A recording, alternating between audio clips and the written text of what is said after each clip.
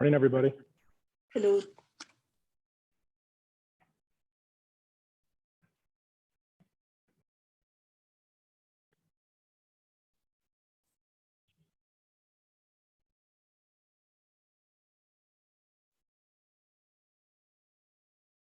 Get started here in just a few minutes. I'm just letting people in as they sign on here.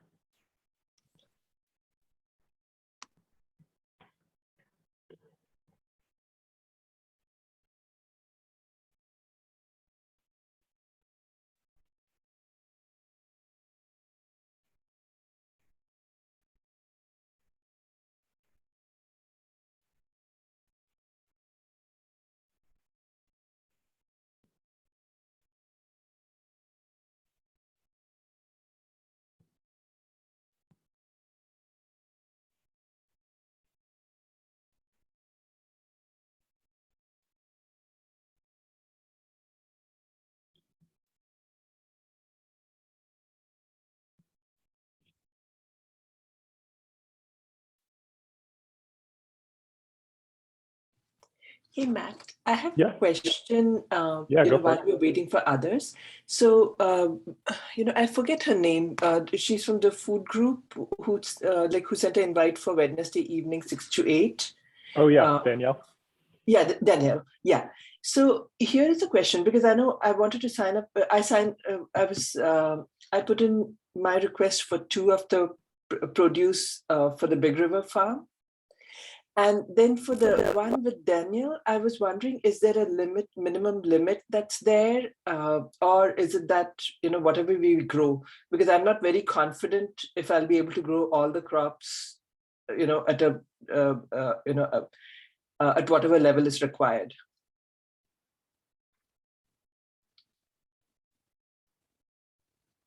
Are you still there, Veda? Sorry, my connection is dropping in and out. I missed your question. Oh, okay. No, I said, is there a limitation, any kind of restriction as to how much, what is the minimum quantity we can supply? Oh, there might be. I don't know if Danielle has figured that out yet, but I can definitely follow up with her and ask about that. I know that there's maximum funding allocations, but I'm not sure if these develop like minimum quantities of produce per week for delivery. My guess is it would be based on case size, like wholesale standard case sizes. So I would assume, I can't say concretely, but I would assume at a minimum you would want at least like 1 case per produce item that's being delivered. Okay. But I'll double check. I'll follow up with Danielle and let you know. Okay. Yeah. Thank you. Yeah.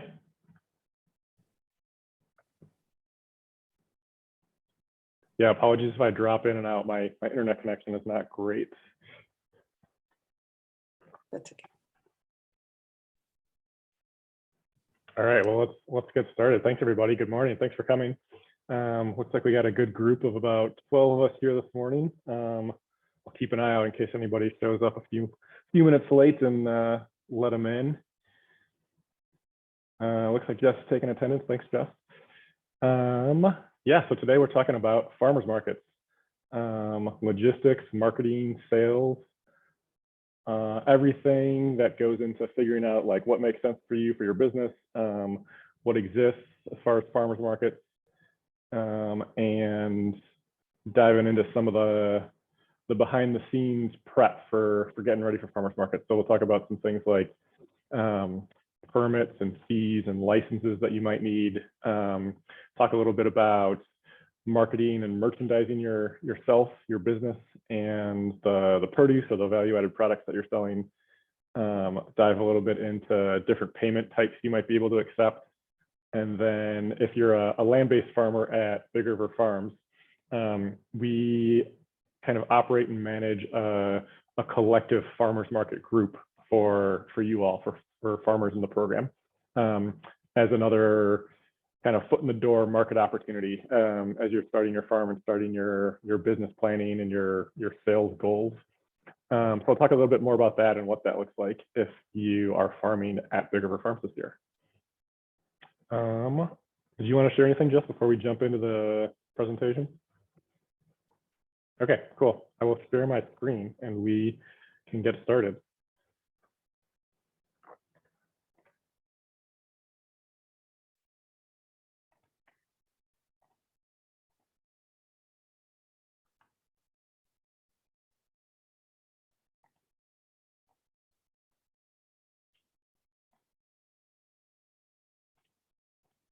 All right.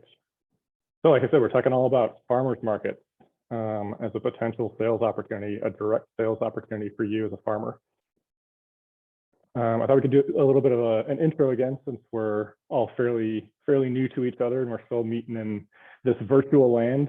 It's great to see you all here today, but it's also nice to put a face to the name and learn a little bit more about each of you and each other too. So I thought we could go around and just, if you want to introduce your name, what city you're currently in, and then since we're talking about farmers markets today, if you have sold at a farmers market in the past, and which ones, and if not, if there's ones you've been looking at selling at this coming season. Veda, do you want to kick us off?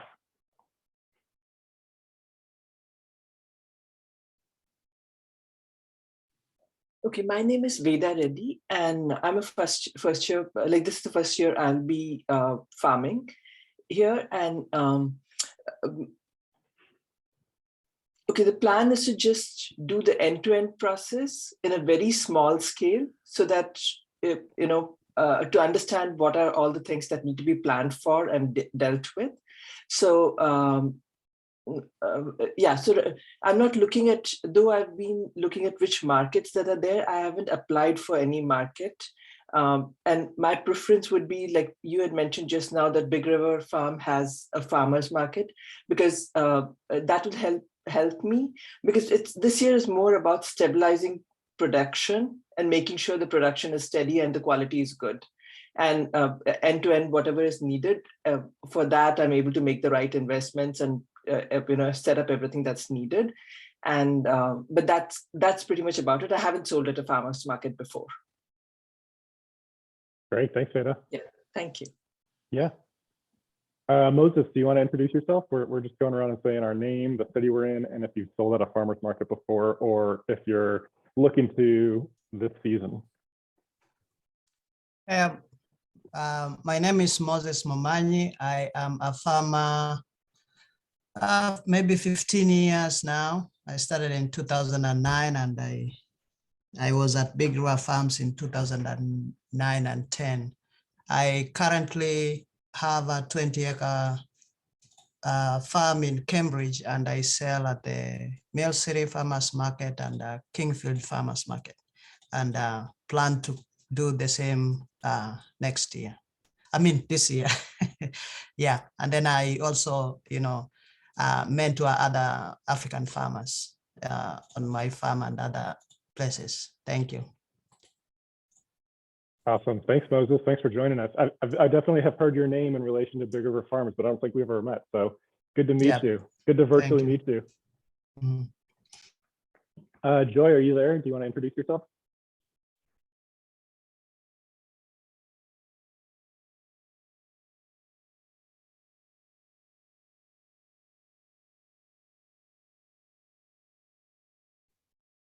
If not, we can circle back to Joy if you are interested in introducing yourself to everybody. How about Whitney? Do you want to introduce yourself? Hey, hey. Joy's just coming on. I'm here. Yeah. Hi. How are you? Sorry. Yeah, I'm good. How are you? Good. Yeah, sorry, I'm late a little bit, but I'm trying to say I'm very new to Big River Farm. This is my first year coming in. Regarding the farmers market thing, I'm not really sure if I'm gonna do it or not. I feel like to get the experience first, you know what I mean? Get the experience first, then probably after this year, I will decide exactly the direction that things are gonna go. I don't know, but I'm very open to anything this year. Great, thanks, Troy. All right, thank you, bye. Thanks for being here. Thank you. Whitney, do you want to jump in next? Sure. Good morning. My name is Whitney and I live in the Twin Cities. I have helped sell produce on behalf of a nonprofit where I farm and serve on the board of directors, and I hope to participate in the farmers market this year. Awesome. Thanks, Whitney. How about Emily? Good morning, everyone.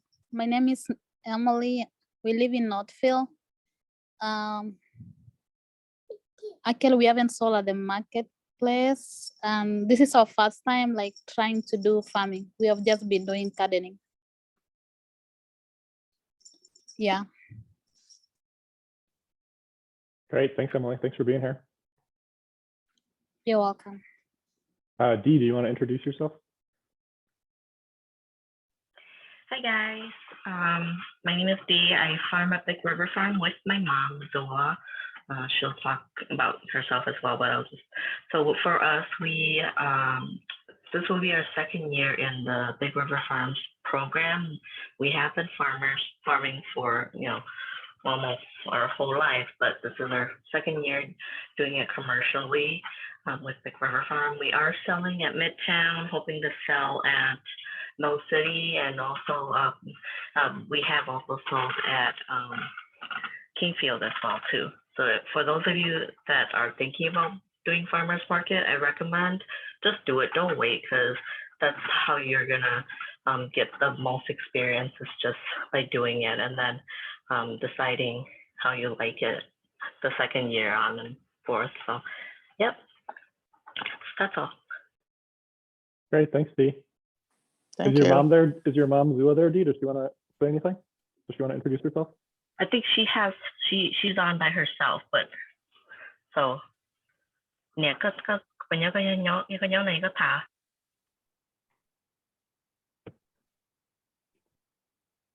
Hi, Zua. I can see you, but I think you're on mute. You might have to help unmute her, Matt, if Oh, yeah, possible. I can. Let's see. There we go. Hello. Hey, morning. Hi, good morning, everyone. This is Zoa, D mom. I live in St. Paul, Minnesota, East Side.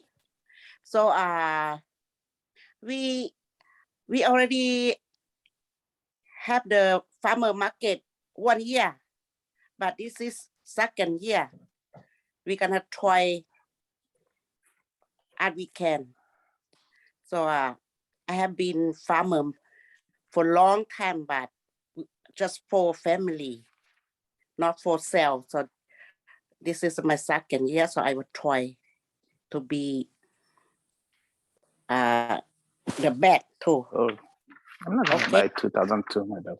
So Okay, thank you. yeah. Thanks, Zua. Thanks for being here.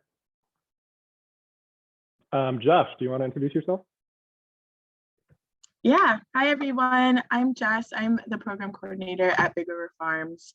And before I was here in the Twin Cities, right now I'm in St. Paul. And before living in the Twin Cities, I actually lived in Houston, Texas, where I was born and raised. And there I worked on an urban farm where we had our own farm stand every Saturday, Wednesday and Saturday. And we also would send one of our farmers to the farmers market every Saturday as well. So that's my experience with markets. Thanks, You want me to pass it off, Matt? Or? Yeah, how about Emilio? I see Emilio right next to you on my screen. Awesome. You want to say hey, Emilio? Thank you, Matt. Thank you, Jess. Yeah, hi everybody. So my experience with markets. So the natural of my product is to sell in bulk, because I used to produce cocoa beans. So yeah, I was part of organizations that we collect all the products from different farms, and we try to looking for the best factories to sell the products. That's my experience. And I collaborate the last time with packing in the CSA program that Big River Farms has. I think is my experience with farmers market. So I don't know who is here. I went to I can pass it off, Emilio, unless you want to give it to somebody. Looks like we still have Josh, Fario, Mario. Yeah, Mario, Lily. probably. Mario, are you here? I can help you if you need to talk something, but just tell me if you need help.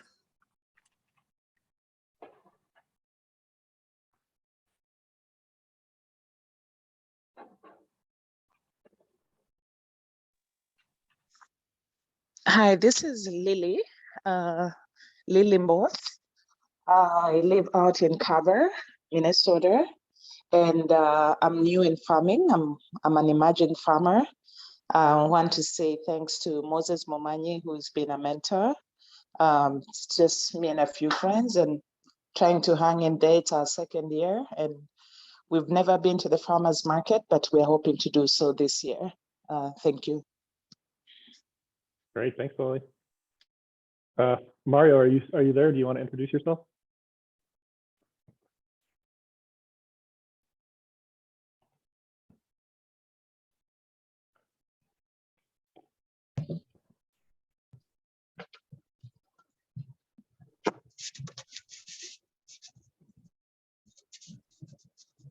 Emilio, Ya, Tommy, ¿me escuchas? te escuchamos, Mario. Oh, Escuchamos. ¿Cuál es la pregunta? Disculpa. Tu nombre, dónde vives y si has tenido alguna experiencia en la venta en mercados de agricultores. ¿Cuál es tu experiencia en mercados de agricultores? Vivo aquí en San Antonio, Minnesota, y no tengo experiencia en agricultura, muy poquito, en vegetales no tengo experiencia. Pero ¿cuál es tu experiencia en café? Tú dijiste eso, ¿puedes decir? En café y maíz y lo que es frijol.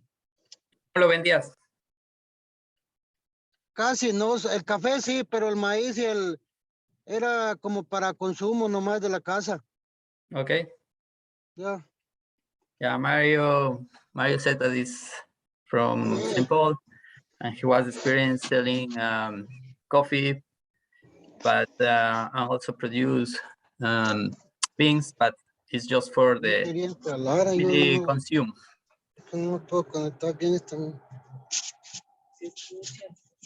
Okay, Mario. Thank you so much, Mario. Gracias, Thank you. Mario. Gracias. Sí. Mafario, are you there? Do you want to introduce yourself?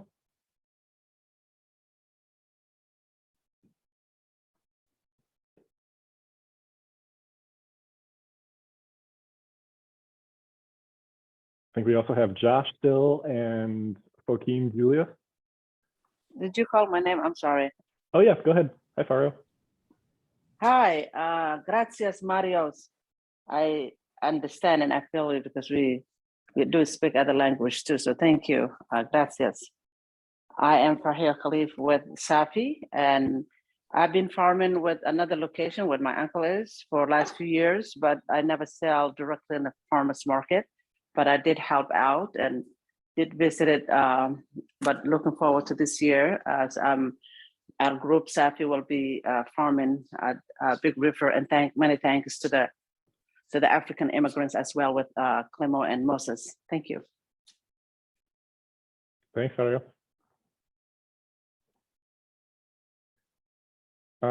Joaquin Julius, do you want to introduce yourself?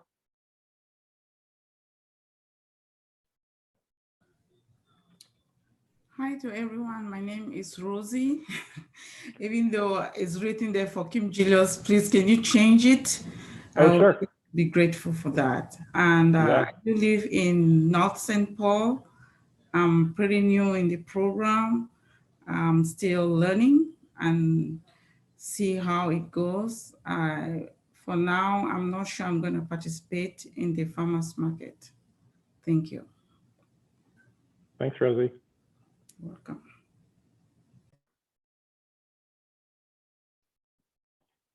And it looks like maybe Josh is still on the line. If you want to introduce yourself, Josh, and anybody else. I'm not sure that we missed anybody else, but you might be the last one. Okay, yeah, this is Josh. I live in Northfield. We've never been in farmers market, but this year we're planning to actually come to visit and feel the experience under the mentorship of Moses Momanyi. And hopefully after this year, we would have learned a lot and we should be good to go by ourselves next year. So we're pretty new. We've been doing gardening only for family consumption. Thank you. Great, thanks, Josh.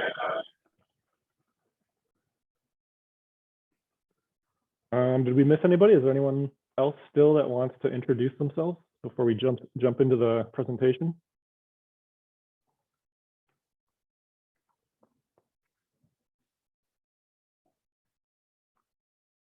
All right, well, let's get to it then. Thanks again, everybody, for being here. Appreciate you taking time on a Saturday morning to come learn about farmers market. Can you all see my screen still? Yeah? Cool. All right. Oop. Okay, so like I said, here's just kind of a brief overview of what we'll be talking about. Researching farmers markets, talking a little bit about fees, licenses, and permits, what that looks like and what some of the requirements are. Talking about marketing your farm business and your produce or your product for sale, and then some ideas for merchandising or visually setting up your display at a farmer's market to really engage with customers and draw them in.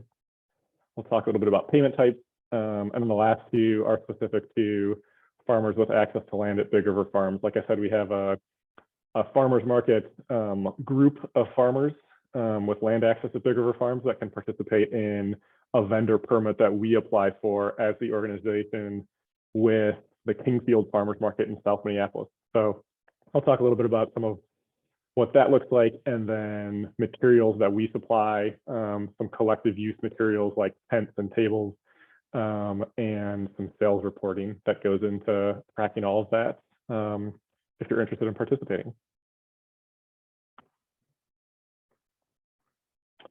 So market prep, thinking about selling at farmers markets.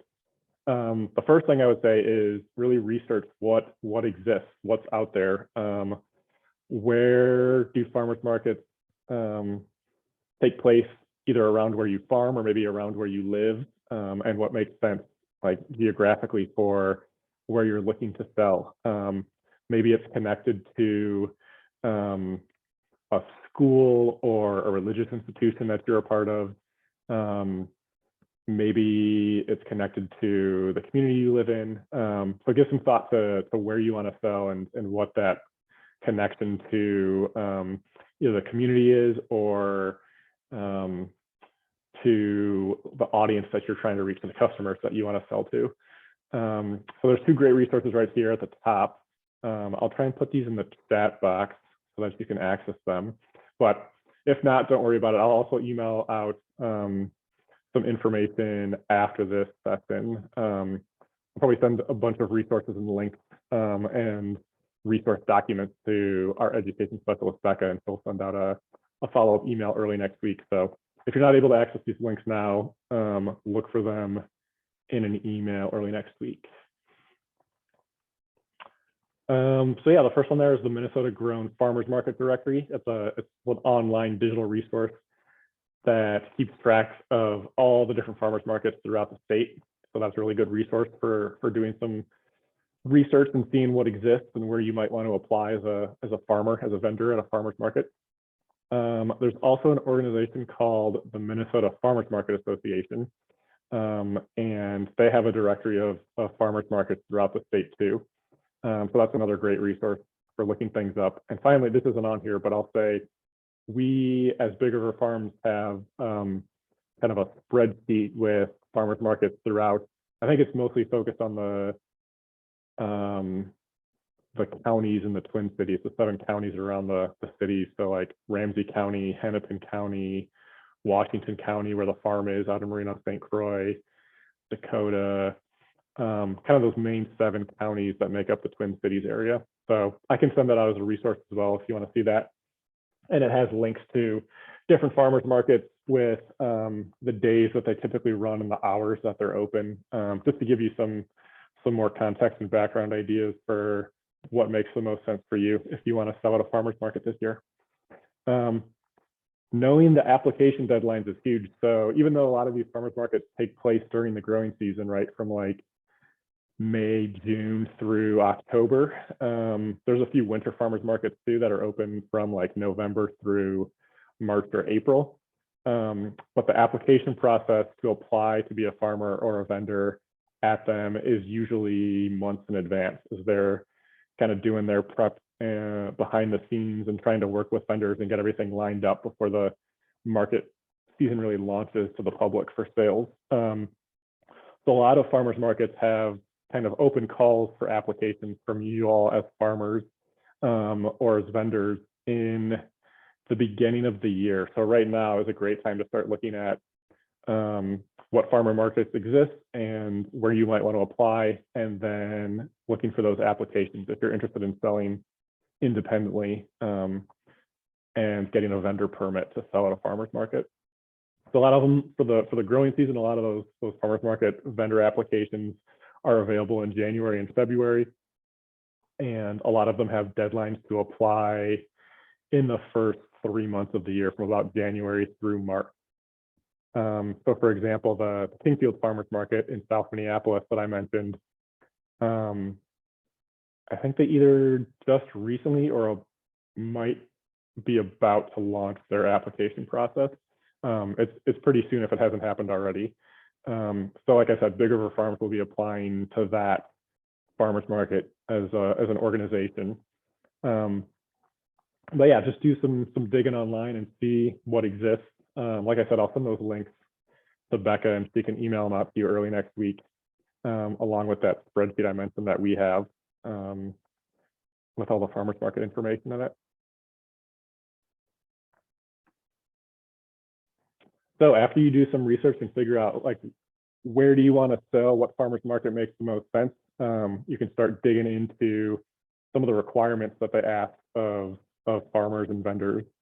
So a lot of them have their own rules and regulations, so keep an eye out for that. It's usually a document that lays out like the hours they're open, the layout, if they have a specific focus. So a lot of farmers markets really focus right on like healthy produce, locally grown food.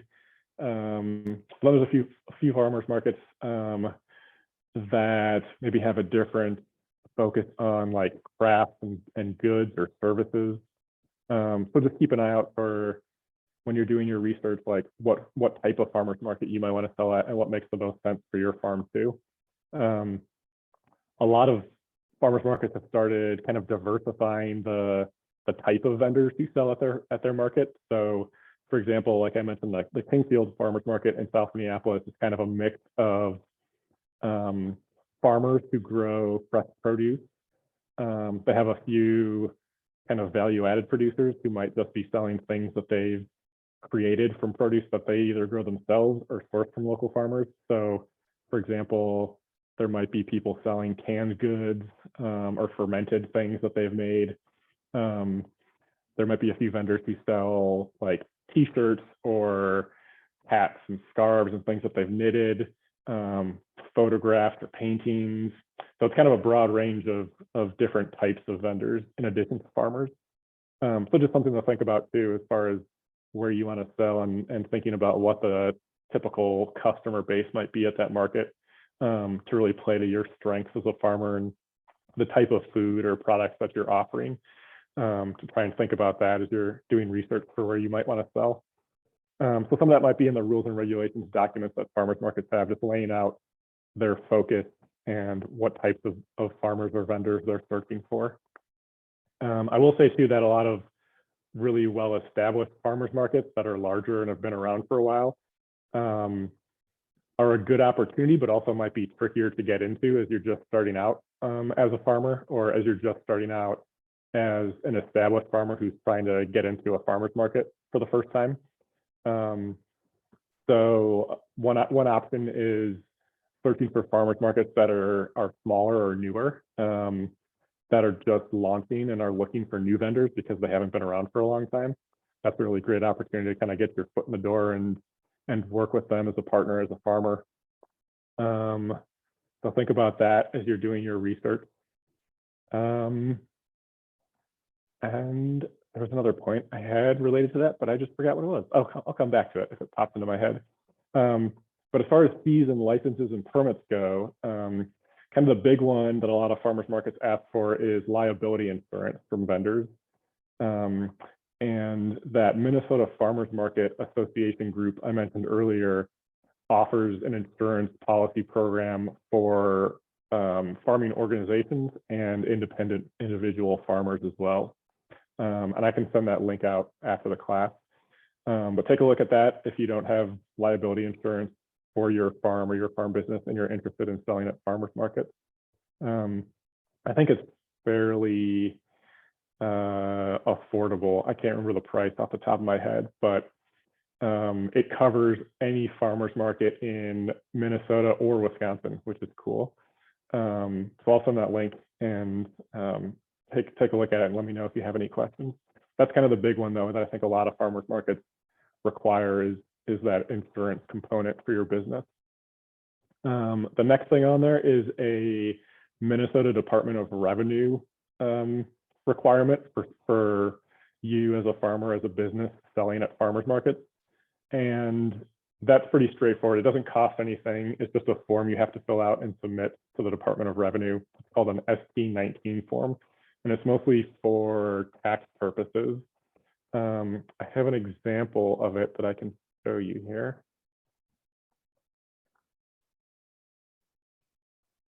So here's an example of one for Big River Farms that I filled out recently in order for us as an organization to apply to the Kingfield Farmers Market. So you can see it's just got like contact information in it. It's asking about the name and location of the farmers market you might be selling at or applying to as a vendor, the date that farmers market operates, and asks for any type of produce you might be selling. So you can see in this example, I listed that we'll be selling certified organic produce that's grown at Big River Farms. We might be selling some branded like grocery shopping bags, reusable tote bags, or t-shirts that say Big River Farms with a food group on them. And then last season we had at least one farmer at Big River Farms who sold plant starts at the beginning of the season, kind of at the like late spring, early summer season when there's not a ton of produce available for sale yet. He was selling plant starts to encourage folks at the farmers market to take those home and use them in their own gardens or planting herbs in their kitchen. And that's basically it. It's a pretty straightforward document, but just another thing to keep in mind that that's something a lot of farmers markets look for from vendors. And it's a requirement with the Department of Revenue, like I said. All right, I'm going to jump back to the PowerPoint. The next bullet point on here is just to think about if you want to sell anything that is produced, and by that I mean something outside of just vegetables or fruit that you're growing. I think this mostly pertains to canned products like fermented goods like kimchi or sauerkraut. If you're making juices might fall into this category. But basically the cottage food policies that the state runs are around those kind of products that are made with something that you might grow and sell at a farmer's market. So if that's something you're thinking about doing, creating some value-added products, take a look at that requirement too. And again, I'll send out a link to that website with more details. But it's just another permit that you have to apply for. There might be a small fee to obtain that. But yeah, check that out too if that's something you're interested in. I should have said before, if you have any questions, feel free to stop me throughout this presentation. You can also put any questions you have in the chat box. And especially if you're a farmer who has experience selling at farmers markets, feel free to step in and share any of your experiences with this process too. The last thing on here is certain cities with farmers markets might require that you obtain a seasonal food permit. And that could also be based on what you're selling. So I know, for example, in Minneapolis, if you're a farmer selling at a farmer's market and you have something besides fresh produce, vegetables or fruit, you also have to apply for a seasonal food permit. So again, that might only be if you're producing a value-added product like granola or kimchi or juice. That's an additional permit to look into. And again, every city is different, but just pay attention to that when you're applying. A lot of the applications for farmers markets usually lay out kind of those requirements as well, talking about what fees or licenses or permits might be required.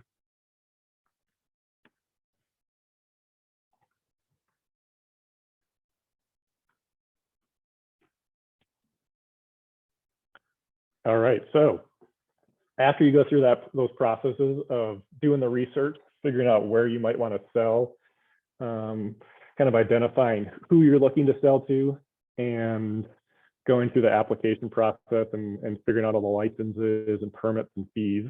The next thing is really to start thinking about what your setup will look like at the farmer's market. How are you displaying your produce or your products for sale? How are you visually displaying your farm name or your brand? And just visually, what does your setup look like? Like, how are you making sure that it's vibrant and beautiful and abundant and encouraging people who are there to come talk to you and learn more about who you are as a farmer and what your business is all about, what your farm is all about, how you grow your food. You know, it's really a way to like visually engage customers and draw them into your stall, especially if you're at a big farmers market with lots of farmers or lots of vendors. So first I'll touch on that marketing aspect. That's really all about, you know, communicating what you do and why you do it, and that story aspect of yourself and your farm or your business. And you know, visually you can use something like what's in this photo behind Naima, who used to be one of our farmers and is now one of the leaders of the Somali American Farmers Association, and also she's on our board of directors too at the food group. But right behind her, you can see that banner, that big vinyl banner that says Big River Farms, with some photos of food, fresh produce, some of the farmers who have been in our program in the past. And then it's hard to see in this photo, but right below at the bottom, it has all of our contact information. So our website, our social media pages, and then some logos that just depict the types of products we sell. So there, you can kind of see by her right arm, there's a USDA certified organic label, because Big River Farms is certified organic. So any produce grown at our farm can be marketed and promoted in that way. And that's a good selling point that kind of depicts how the food is grown to any customers who might be interested in buying it from you. So something to think about when you're setting up at a farmer's market is just how are you visually displaying not only the food and the products that you might be selling, but also yourself as a farmer and your business. And it's a great thing to think about because it can present, like I said, more of that like story behind the food, behind you and your business, and visually tell that story to people as they're walking by. Another thing to think about is tents. A lot of farmers markets, I don't know that any require tents. A few might, but it's just another great way to one, just to protect yourself from the weather, right, from the shade, or if there's rain or snow. But another good opportunity, another good marketing opportunity to visualize that story that I've been mentioning. So think about looking into purchasing a tent that you might also be able to put your name on, or your farm name, or if you have a logo for your farm, that's another great way to visually just like present it really quickly to people as they're walking by. And we have that at Big River Farms. If you're a part of the group that sells at the Kingfield Market, we've got some of those pop-up tents that say Big River Farms, a program of the food group on them with our logo, and the similar examples of like that big vinyl banner that's in the back of this picture. And two other things I'll mention as far as marketing and branding go. You can think about using things like, you know, tablecloths or table runners, and using that as a visual display too, to have your farm name, if you have a logo, or photos of yourself or produce that you're growing. That's another great like visual marketing opportunity. Or things like I mentioned before, tote bags, reusable grocery bags, or t-shirts, hats, things like that. Just as other opportunities to kind of tie in your brand or your business name and present, who you are, what you're all about. So some things to think about. As far as the merchandising goes, that's really more about the display of the products and the produce, like I mentioned. So you can see in this photo with Naima and her friends that she has a really abundant display, lots of different types of produce for sale. It's very colorful. It's good to see that she's got some tablecloths in use just from a food safety standpoint, but also because they bring a lot of character and color to the space. And again, serving that purpose of like drawing people in as they're passing by your stall. And she's using a lot of different containers and baskets to display her produce, which provides some visual interest, some variability, mixes up how everything is displayed, right? So it's not just like the same box with different produce in it stacked up, but provides more visual display that way. And it's just, you can see it's just a very, like I said, abundant, kind of beautiful display of all this great fresh produce that she's grown and is selling. When you're thinking about types of containers for putting your produce in to display it at a farmer's market, think about the size of the containers, both from the perspective of storing those containers and transporting them from either your home or your farm to the farmer's market, and just how it's all going to be stored and carried and transported, but also how it'll be presented at the farmer's market.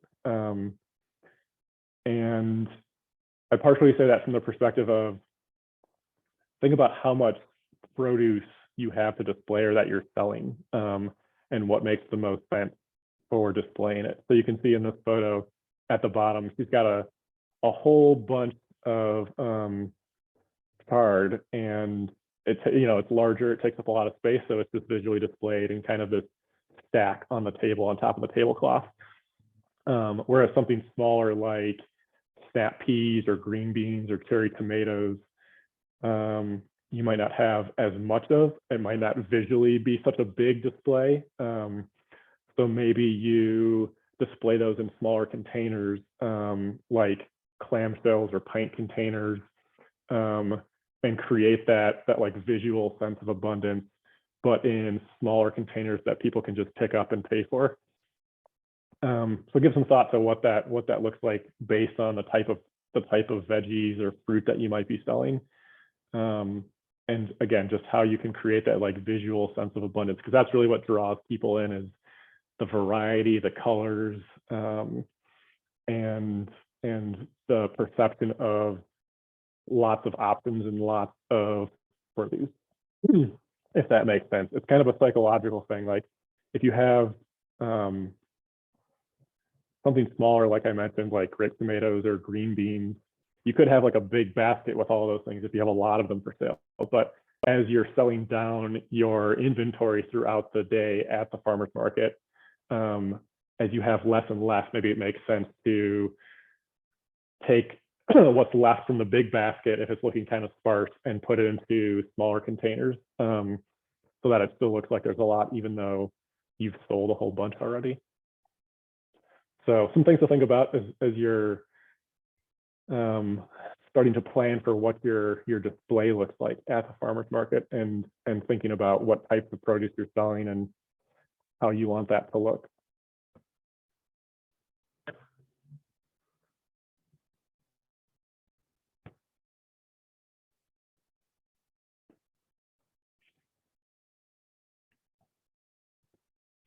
The other things I'll say here is, you might not be making a majority of your income off of farmers market sales, but it's a really great opportunity to connect directly, like face-to-face with potential customers. So that's one huge aspect of it, is that direct connection, not having to work with a third party wholesale buyer or an outside partner who's buying your food and then reselling it through something like a restaurant or a school or a grocery store. And I think this is a generalization, but I think a lot of people who go to farmers markets really enjoy the experience of connecting directly with you as a farmer, of wanting to learn who you are and what your story is and why you do what you do. They're looking for that kind of emotional, personal connection. So it's a great way to have that face-to-face connection. And it's a great way to encourage those folks to come back, on a weekly basis and visit you and buy directly from you. It's also a good way to invite those folks to come and see what you do and really kind of continue that relationship building aspect of your business, of wanting to connect with the people who are purchasing your food. So farmers markets are great for that. It's also a good opportunity to work on some of those kind of customer service skills. So again, plays into the relationship building aspect of your business or your farm, and just talking to people face to face. Like I mentioned before, it's a good opportunity to just like visually display who you are, what your farm is all about, your branding and your business, your logo, your website and social media, like ways people that can follow up or connect with you after the market. It's great to display those things somehow, either on a banner or a sign. Farmers markets are a great opportunity to kind of cross promote other things you might be selling. So for example, one thing that comes to mind is if you have a community supported agriculture program, and you also sell at a farmer's market, that's a great way to kind of cross promote your CSA. So maybe at your vendor booth at a farmer's market, you have an iPad or a clipboard with some paper on it with like contact to like fill in the blank contact information, so that people who are coming to your booth or your table at the farmer's market, they might be talking to you about your farm and who you are, what you do. And you can bring up like, oh yeah, I also have a community supported agriculture program, and like, here's some more information about it, or here's how you can learn more. Check out my website, sign up on this form, and we'll follow up with you. So something to think about too is just not only how can you go and promote yourself and sell the produce or the value added products that you're creating, but thinking about how farmers markets can be another opportunity for promoting your other markets or your other products for sale that you might not be selling directly at the farmer's market. Like I said, it's a good opportunity too to just like engage customers and then try and collect their contact information if you can, to keep that relationship going on and to use it as a follow-up or a communication tool and encouraging people to come back to visit you. So like I said, just having some sort of visual with like, if you have social media accounts or a website, you can have a clipboard. If you have a like electronic newsletter that you create with more information about your farm, you could have a clipboard sign up for people to write their names and their email addresses. And that's a great way to collect that information and use it to send out invites to your social media or invites to your e-newsletter, so that they stay connected and keep coming back. And again, that goes into that kind of marketing and communication side of managing your business as a whole, but also that relationship with farmers markets. I mentioned CSA, or community supported agriculture, and wanted to say another idea that I've seen some farmers do is using a farmer's market spot, a vendor booth, a table at a farmer's market as a pickup spot for their CSA too. So when you're kind of zooming out big picture and thinking about your business plans and your sales goals and your market ideas, that's a really cool way to kind of integrate those two separate markets, of offering a CSA pickup at the farmer's market. So maybe you have return customers who pick up a weekly CSA box or a box of produce that you're creating through this kind of membership-based program, and they also know that you're at a farmer's market near their house or near their place of business. That's a great way to interact and engage with them more often person to person, but it's also a good opportunity to promote greater sales of your produce or your products. Because maybe they're coming to the farmer's market to pick up their weekly CSA box, but maybe you also are offering something for sale at the farmer's market that's not a part of that vegetable box, whether it's additional produce or some other type of value-added product you're creating that's not a part of the CSA. So something that came to mind, for example, is a farmer at Big River Farms in the past who's done that approach, who has had their own independent CSA and has also had their own vendor permits at a local farmer's market and has kind of integrated those things, like I said. So a few of their CSA members would go to the market each week to pick up their CSA box, but then she also produces juice on the side with organic vegetables that she grows. And so that was a cool way to kind of create that connection and offer kind of the upsell or the additional sale of more things that were just available at the farmer's market that she didn't include in her CSA. So something to think about as you're business planning or figuring out your market goals as well.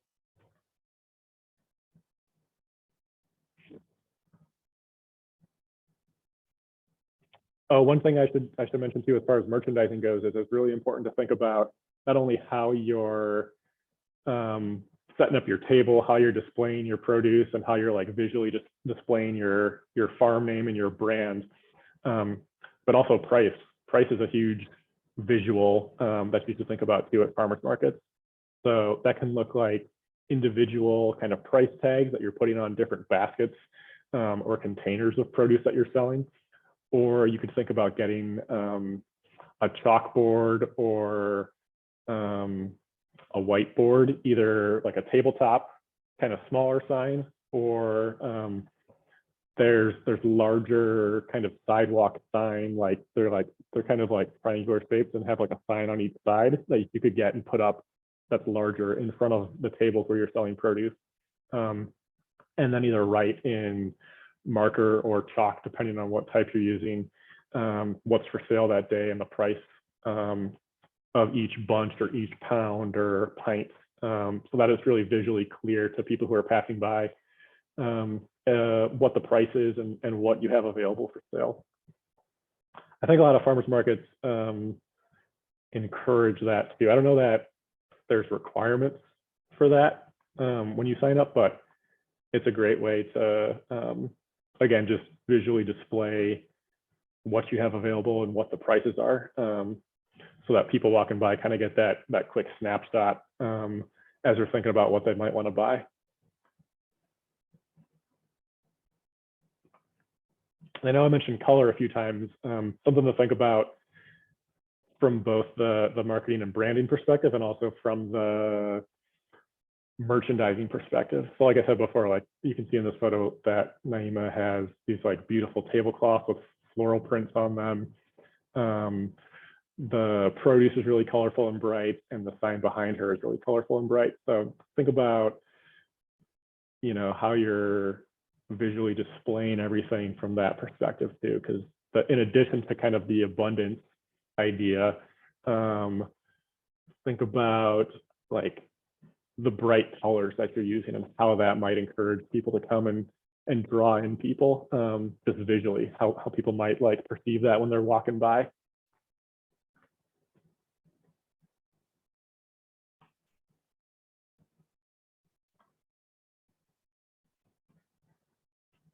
All right, payment types.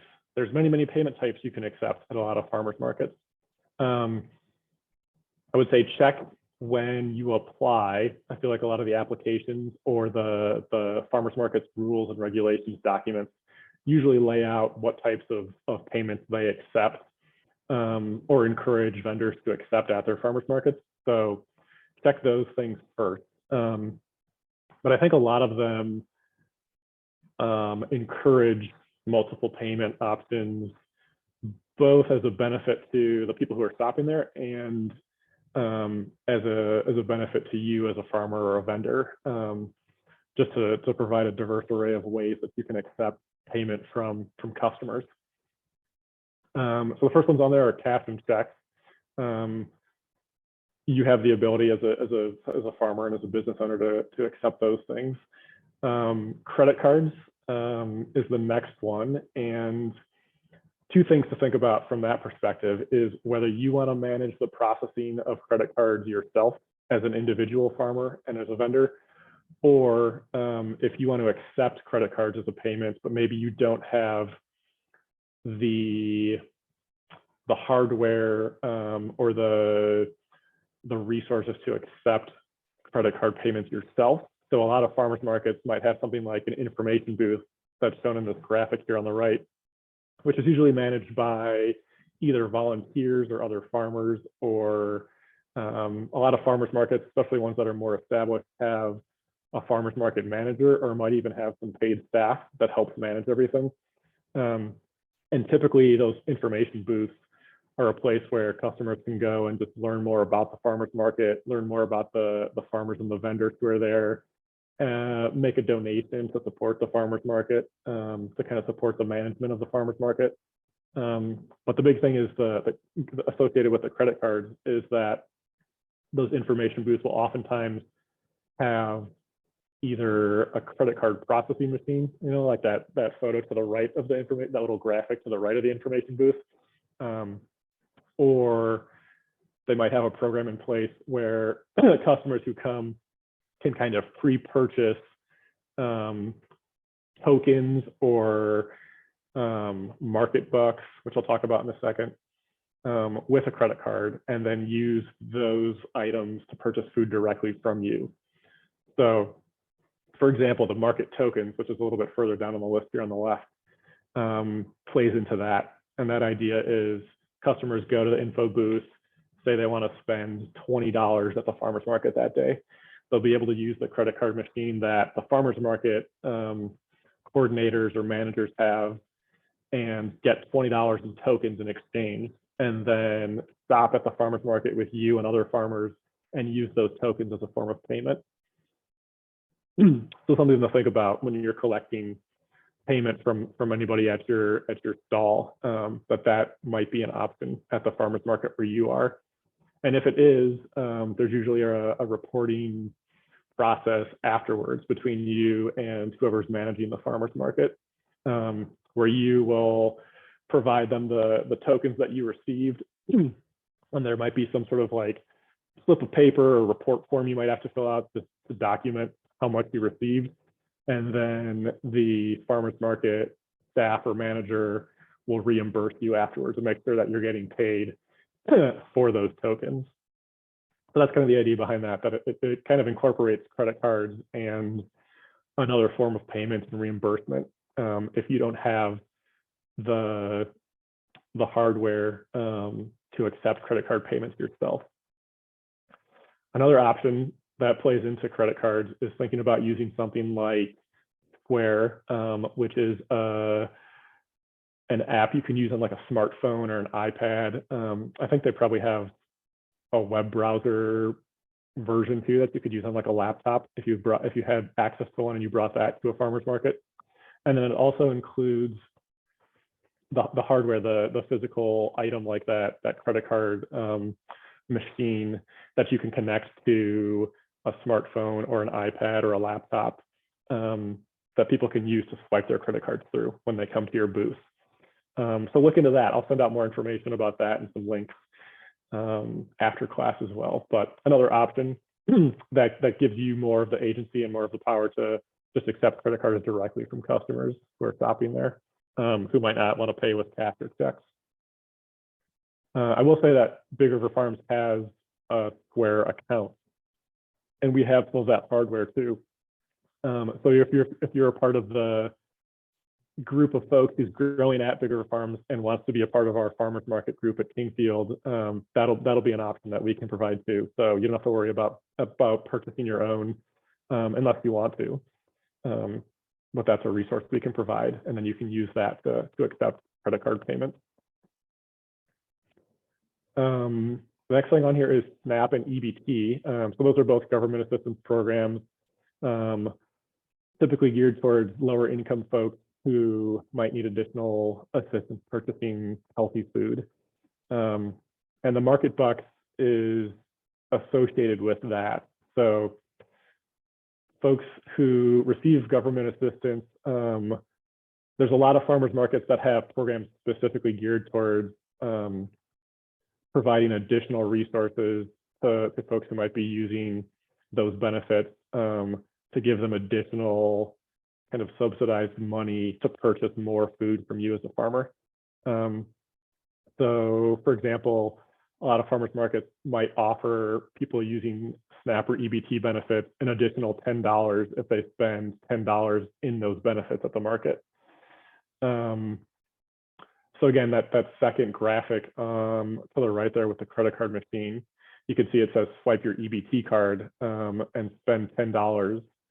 And the little asterisk on there is showing that if they do that, then they'll also get an additional $10 in what's called Market Bucks, which are these little kind of coupons or like gift cards with an additional $10 that the market is giving to them for free as a part of that program to encourage greater access to healthy food and more purchasing directly from you as local farmers and vendors.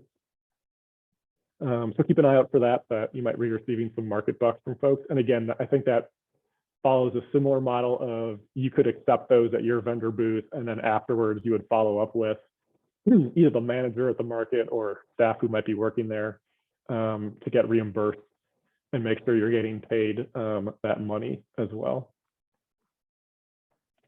And the last thing on here is a program geared specifically towards senior citizens and elderly folks who might need some assistance purchasing healthy food. And it's a state-run program. It's another kind of subsidized program. I don't know the exact age. I think it might be 65 and older that they're trying to support those folks in accessing healthy food.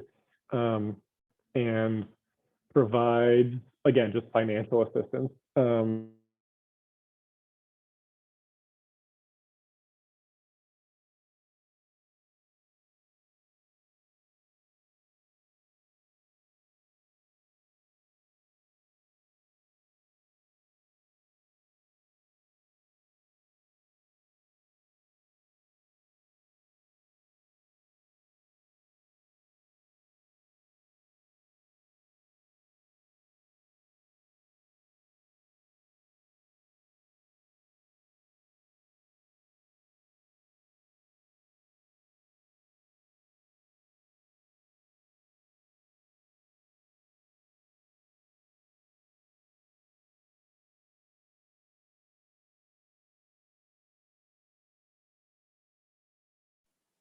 Oops, everybody gone?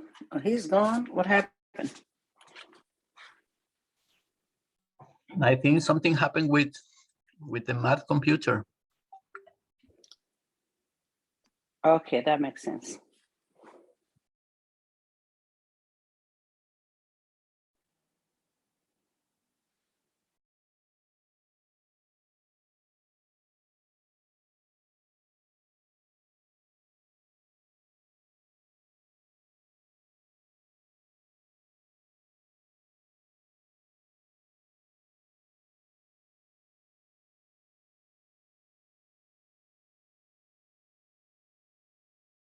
Hey, Matt, sorry, I think you're still muted.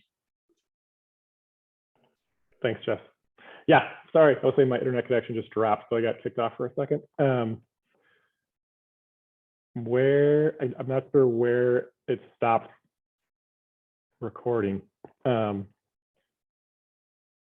you have an idea, Jess? I was talking about the Senior Farmers Market Nutrition Program.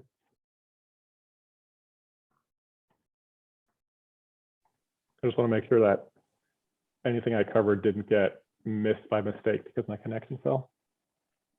I think you were fine until you dropped off. Everything was good. Okay, cool. Yep. But yeah, so I was just saying that that's another option is keep an eye out for those checks for the Farmers Market Nutrition Program. And I can send some more information about that too after class.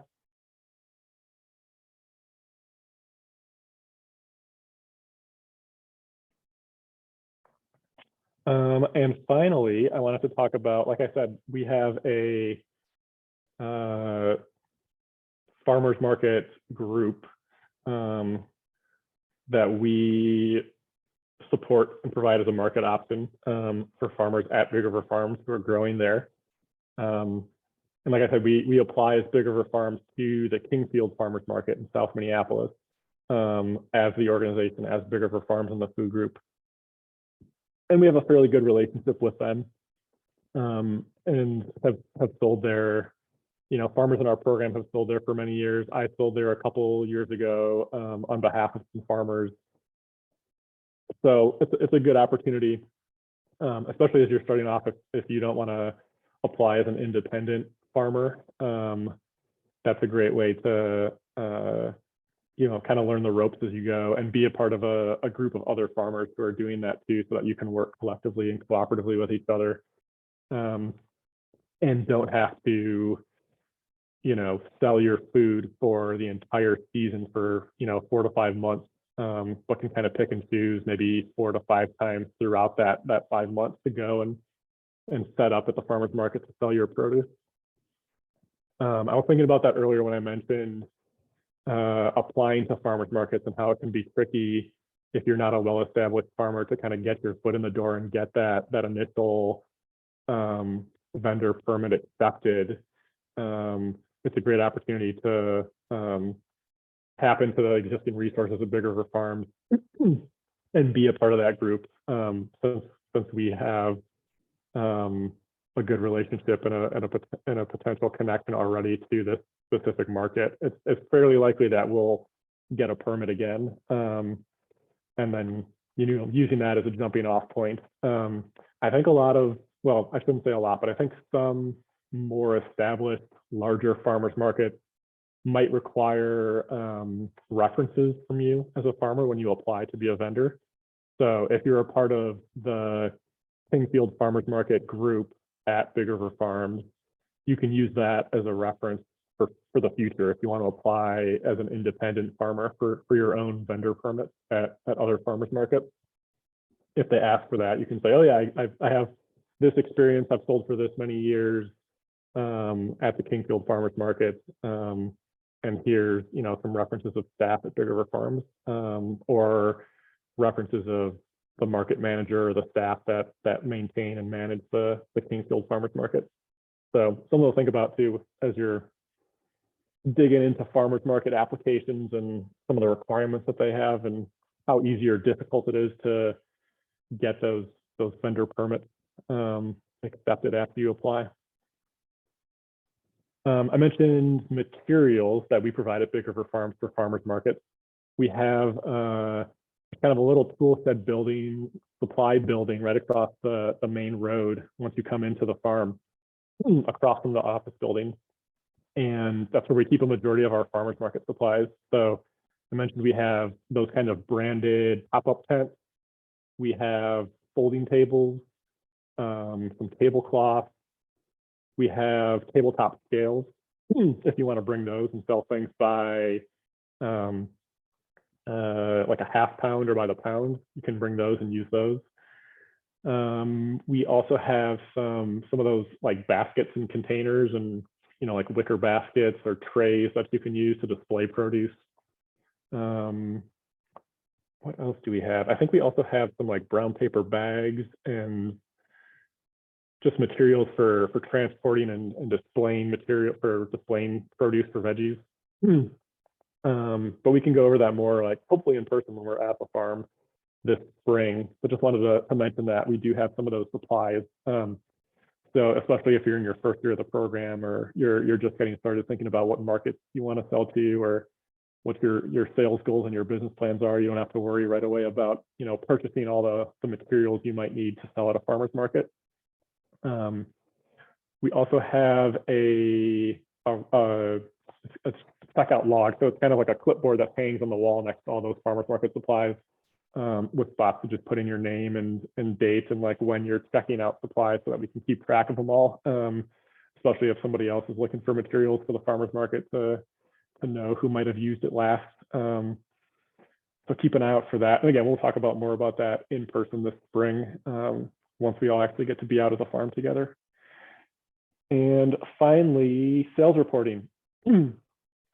I mentioned this, well, thinking about if you're a part of that farmers market group at Big River Farms, we do need to track anything that's sold since we're the vendor applicant, and also to help to get you paid as a farmer in that program.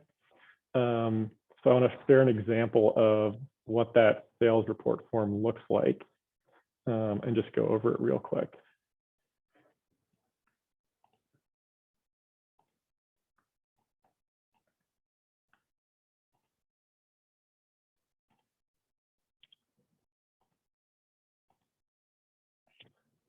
So here's an example of our farmers market sales form. This is one that I filled out a couple of years ago, selling at that Kingfield Farmers Market in South Minneapolis.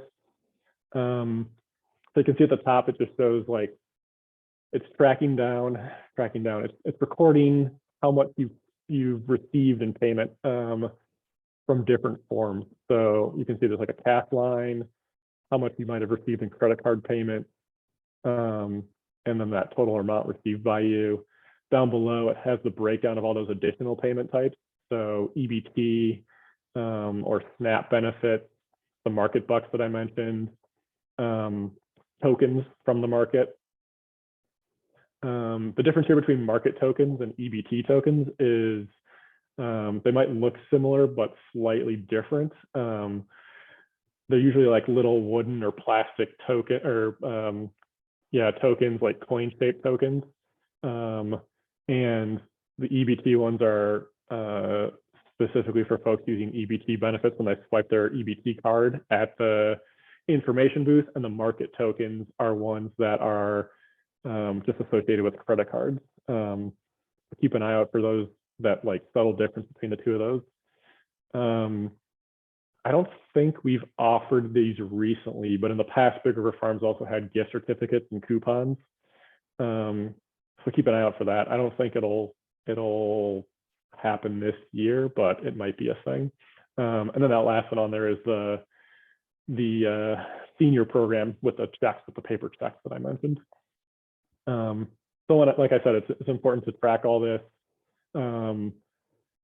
just to record what you received, and also so that we can pay you. So we'll reimburse you for some of these things in this second list, and then just need to keep track of the total sales too.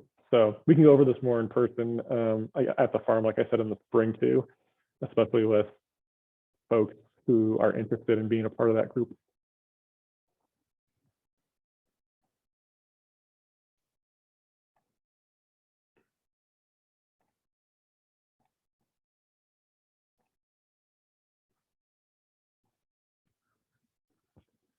All right, that's the end of my slide presentation. I'll open it up for questions if anybody has any, or if you want to share experiences you've had at farmers markets. It'd be great for doing some farmer to farmer feedback too, or sharing. So I'll just open the floor. If anybody has questions or feedback you want to share, feel free to unmute yourself and jump in.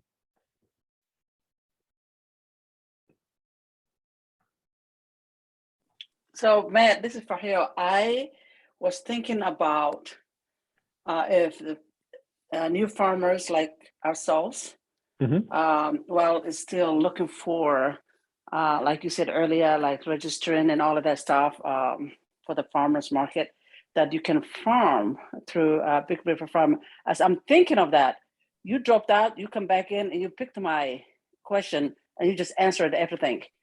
So that was good. But the other question, maybe I did not hear.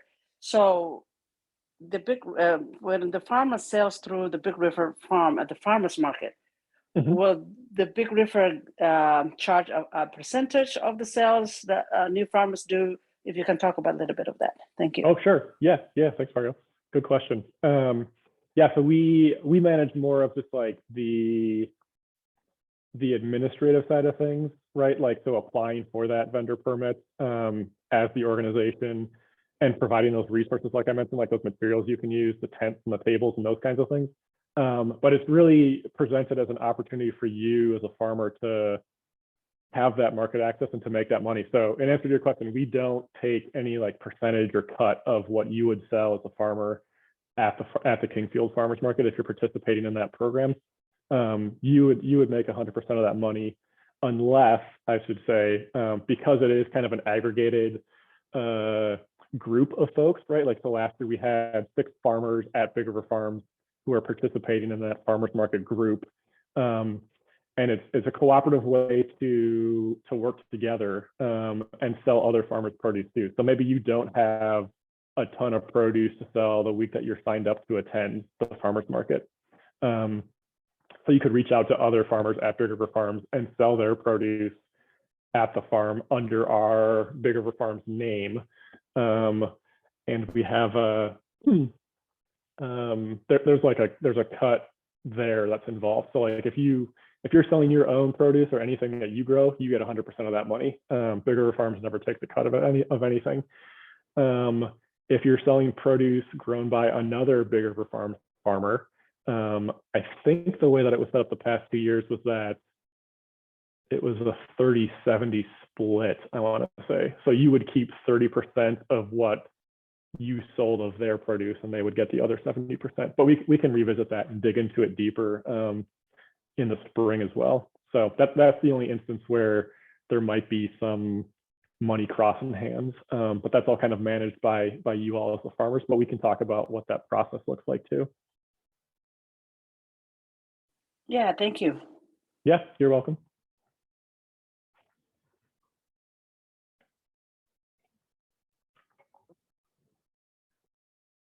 Any other questions or feedback? I'd be curious to hear from some of you who mentioned that you've got experience in the past selling at farmers markets. If you have any tips or suggestions as far as like getting your vendor permits accepted, or like what that process has looked like, or if you have any suggestions for creating those personal connections with people at the farmers market.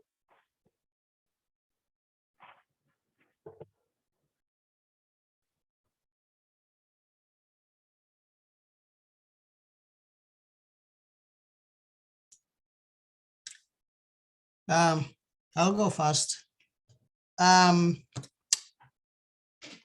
What I have experienced doing farmers markets, I think I started 2011. It's like you said, one, these big markets, they'd like to know, if you will be reliable at the market. So that's why they'd like to see like your reference, where have you sold, a little bit of your experience. So it is very important that if you sign up for the market, those dates that you pick, you like be there. So it's not like, when I started, I had this thing where I was like, today I'm tired. Maybe I should not go to the market. But it's more like you must go because the market is expected to like deliver to the people who come every weekend, and that pressure is on the management to make sure that it's stocking vendors who have quality product. So I just wanted to like say, it's a commitment once you make yourself to go to the market. You get used to that over time, and then you really enjoy. We really enjoy going to the farmers market because we meet people there. We develop friendships. But just as an anecdote, we at this point we are able to like really know what customer service means at the market, because there are people who will come and they will just walk by your booth, looking at you, like not saying anything. But if you are not somebody who, talks and welcomes them and, engages them, they will go to the next booth and the next booth. So I've developed really big friendships with people because we were able to tell our story. And, sometimes a customer will come and they just want to talk to you for a little bit before they buy something. So don't feel like, you know what, I'm not ready for the story. That's part of like the customer service. And then to finish on that, Instagram and Facebook, they're very important. Customers will be asking you, yeah, I'd like to check out your farm, check out. The only way they do that nowadays is go and look at your website and see how you're growing your vegetables, what else you're doing, because they might not have that time to talk to you at the farmer's market. And we do just something small, like every time we have finished displaying our vegetables, we'll take a picture and send that to Instagram. And, that really sometimes tells your customers, today you're at the market, this is what you've brought at the market today. Thank you. Thanks, Moses. That was great. Appreciate all the insights and the feedback.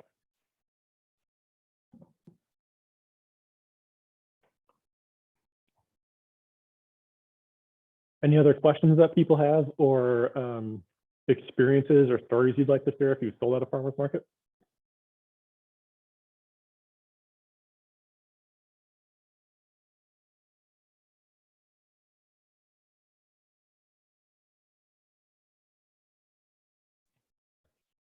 If not, we can wrap up a little bit early, but I wanted to share some of those links in the chat box that I mentioned earlier. So I'm going to put in a couple of website links to the farmers market directories that I mentioned, the liability insurance through the Minnesota Farmers Market Association, and then the cottage food registration website, if that's something you're interested in.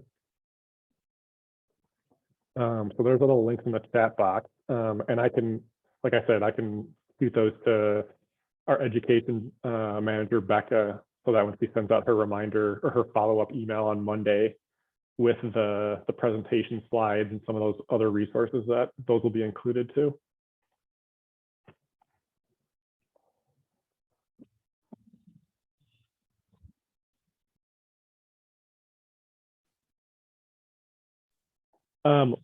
Jess, were there any polls or final questions you wanted to ask?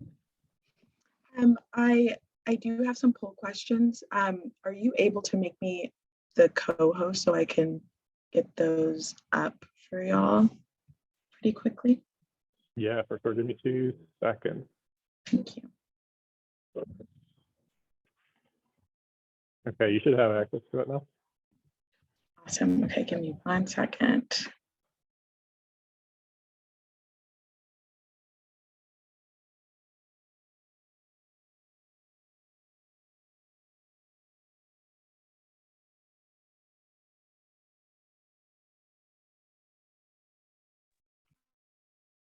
It looks like I still, for some reason, don't have access to the polling.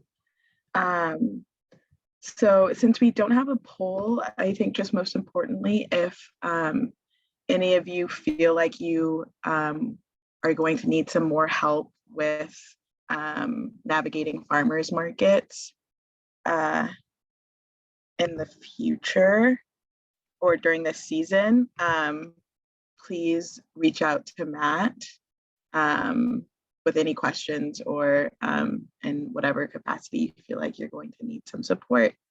And I think especially if you just, have more questions and want to know what it's like or what farmers' experiences were like for their first time around. Again, we have, a lot of returning farmers that have had different experiences with markets. So if you would like to speak with a returning farmer, like I know Dee, volunteered to answer any questions and talk more with new farmers about their experience. So yeah, please just reach out to Matt and let him know what you need. And you will receive your follow-up email to this session on Monday. Thanks a lot. This is very useful. Thank you. Thank you. Thanks, Matt. Thank you, You're muted. Matt. You're muted, Matt. Thank you for your time, Matt. Yeah, I was just saying thanks everybody for coming. Appreciate you all being here. And like Jess said, if you have any follow-up questions or want to talk about anything, feel free to shoot me an email or you can call me too. I'm going to put my email and phone number in the chat again too, if you need them. But yeah, let me know if you want to talk about anything farmers market related or other market related, wholesale markets or CSA or anything. Oh, and one more thing. You all should have received an email from Becca this week that details her office hours for y'all to contact her whenever you want to, take a deeper dive into something. So those are available. And then also on Monday, when she sends her follow-up email, she'll be sending out a link to a Google Drive that will have, all resources from the resources that are in your binders to other resources that we've been, sending out and mentioning in classes. And then on top of that, because it's a Google Drive, we'll use that as a place where, if you reach out to Becca or any of us with things that you do want to explore more, we can just keep adding resources there so that, whatever you feel like you need more help on or more context for, more insight on, that'll just be kind of our main resource hub. So you'll get access to that on Monday. If you have any questions about that, please email Becca. But yeah, thank you. I had one final thought that just popped into my head as far as kind of the research phase of trying to find what markets you might want to sell to. I would say just go to those markets in person too, if you haven't been already. It's a little tricky to do now, as you're thinking about applying for this upcoming season. But if it's a market opportunity you want to pursue in the future after this year, I would say this summer and next winter, just go check out those farmers markets. See what type of farmers and what type of vendors are at those markets, and it'll give you a sense of if there's a lot of people selling the same things that you want to sell, or if there's a greater opportunity for you to apply and jump in and sell those things, because there's not a ton of supply yet. Maybe there's a great demand for the type of fruits or vegetables you're selling, or the types of products you might be creating that aren't for sale at the market already. So that's a good opportunity to just get that sense of what's at that market already, what isn't, and where might you be able to fit in, if it makes sense for you to apply to a vendor at that market. So something to think about too, as you're doing that research phase of where you want to sell. Cool. Well, thanks everybody. Have a good rest of your Saturday. Thanks for coming. Yeah, bye. Talk to you later. Thanks everyone. Bye. Thank you. Bye-bye, everyone.